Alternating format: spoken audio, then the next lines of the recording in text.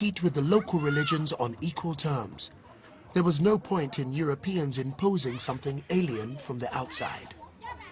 Anyway, all this talk about bringing Christianity to the Dark Continent was false.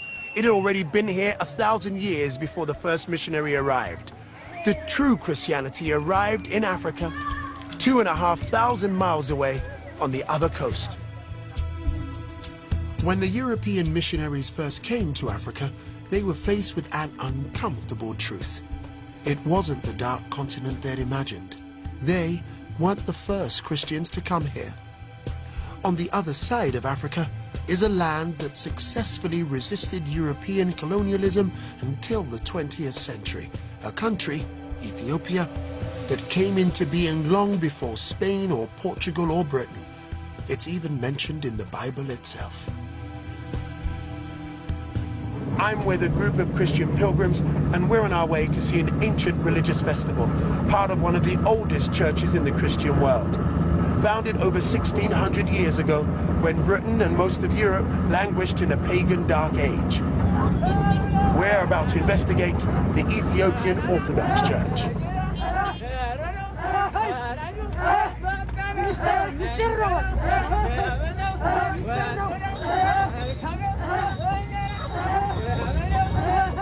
Here at Lalibela, in the Ethiopian highlands, is one of the most extraordinary religious sites in the world.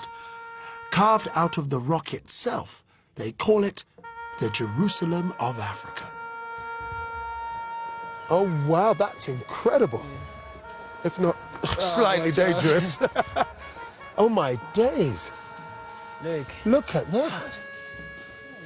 It's a whole underground city. It's like, wow. How old did you say this is? Over 800 years ago. It was excavated at the end of the 12th century. My word. This should be one of the wonders of the world, shouldn't it? This isn't an uncivilized people that have to have their religion or someone else's religion thrust upon them. This is a structure to celebrate their own expression. This is their own expression of Christ.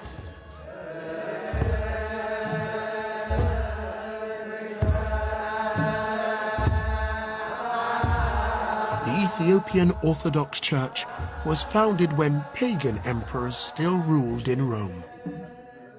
It is thought that Christianity was brought here by monks from Egypt in the 4th century. You see the cross on the ceiling? Malta's cross? But some Ethiopians claim that their faith goes right back to the Old Testament times, before Christianity even existed.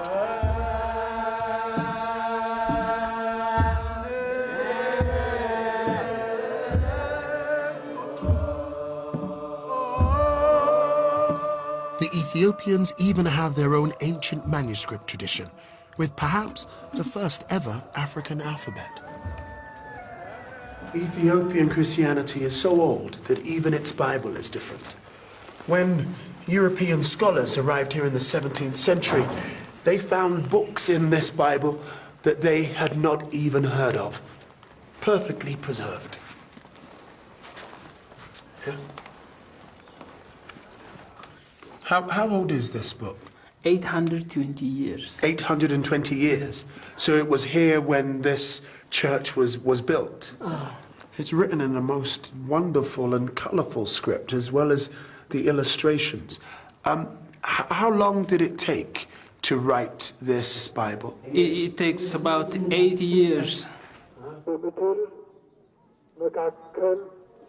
Many aspects of the Ethiopian church are particular to this community. You won't find them in any other Orthodox community across the world. But though it may seem strange to Western eyes, it's a testament to the extreme age of this African church.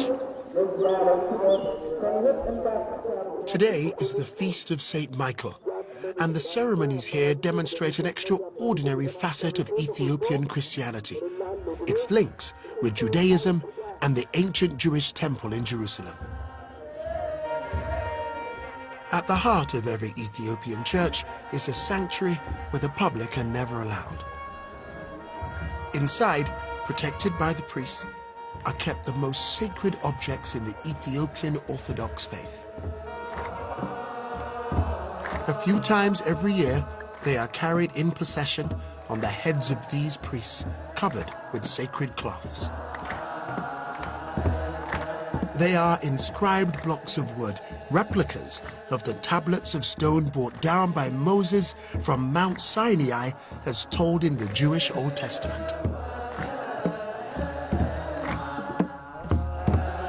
The Ethiopians practice other Jewish customs too, such as circumcision, and even many of the Jewish dietary rules.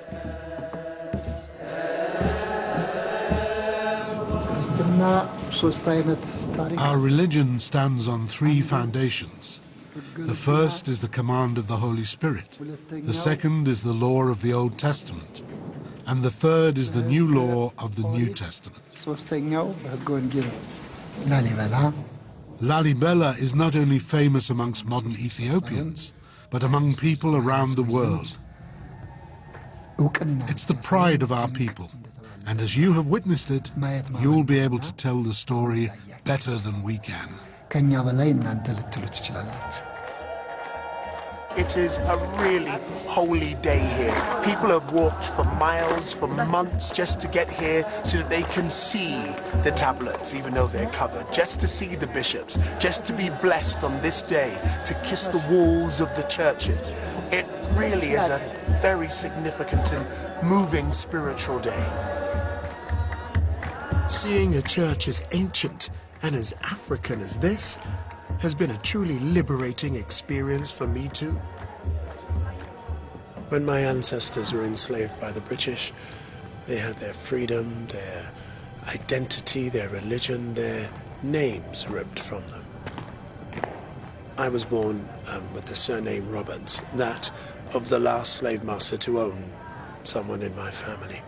When I discovered this, I decided to trace my ancestry back to Ghana and reclaimed an ancestral name, Kwame Kweyama.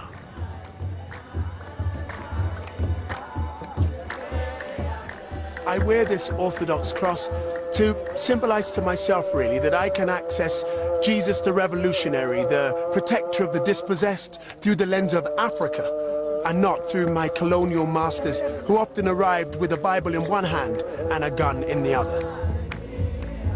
The Ethiopian church